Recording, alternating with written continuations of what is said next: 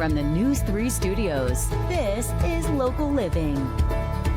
Welcome to Local Living. I'm your host, Nicole Reynolds. Joining me today is Luke Bennecke. And Luke, you wrote this book. It's called Echo from a Bayou. It's your third best-selling. You know, it went #1 the day it dropped, and it's not your first book. But how does this differ from the ones you've done in the past? So the first two are kind of more engineering based. This one here has the same level of suspense and thrills, but I did two things that are kind of markedly different. I sprinkled in a little bit of paranormal, and there's some ghosts in there, supernatural, and there's a major plot twist at the end. So it's similar, but it's different. I think the readers are going to really find it satisfactory. And this is currently sitting with a 4.4-star rating on Amazon. You've gotten a lot of great reviews across blogs and things like that.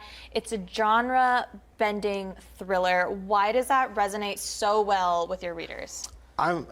I'm guessing it's resonating with the readers pretty well because I was able to take thriller, suspense, paranormal, supernatural, and kind of mash them all up into one cohesive story. And then with that plot twist at the end. At the end of the day, I enjoy writing stories that I enjoy reading. So fast-paced, lots of plot twists, and that's what you have in this book. And if that's the kind of book that you like to read, I hope you enjoy it. Now, another way that you kind of get the conversation to continue is on the back of the book, you have these discussion questions. Right. Tell me a little bit about that. So there are a number of questions for book clubs. One of them in particular has to do with the core of the story, and that's an actual real-world phenomena. It's very intriguing, and I wanted to explore it. It has to do with the mysteries of our mind. And it's children waking up at night with night terror, not nightmares, but night terrors, ages 3 to 6, and they know all about facts and history and things like this that kids those ages shouldn't know about. So I thought that would, if you put that at the core of the story and wrapped it up into a fun, exciting, fast-paced novel, it would make for a good read. Now, another thing that you kind of touch on in this is autism awareness, which is something that's close to you because of your own. Right. Tell me about that. Sure. So this is a cause close to my heart. My daughter is on the spectrum, and I started doing research in neurodiversity, and I found that there's a lot of, for lack of a better term, ignorance out there.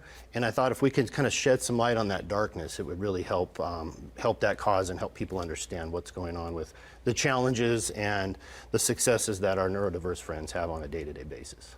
All right. Well, if that wasn't enough to get this book, there is a plot twist in this without giving it away. What can you tell us? The plot twist. Yes. So Stephen King, one of the greatest, says if he gets stuck, he goes out for a walk. And I wrote the end of the book, Act 3, and I gave it to my wife, and she's like, honey, this is boring. This is very predictable. And so we threw that in the trash can, and I spent several weeks from a creative challenge standpoint.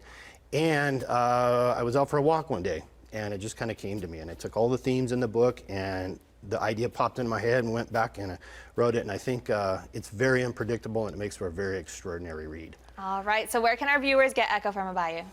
Any major retailer outlet, so Amazon, Target, Walmart, wherever you buy your books. It's available hardcover, softcover, audiobook, and ebook. All right. Luke, thank you so much for being with me today. Thank you Such a so much. pleasure. Appreciate it. And thank you, everyone at home, for watching Local Living. We'll see you next time.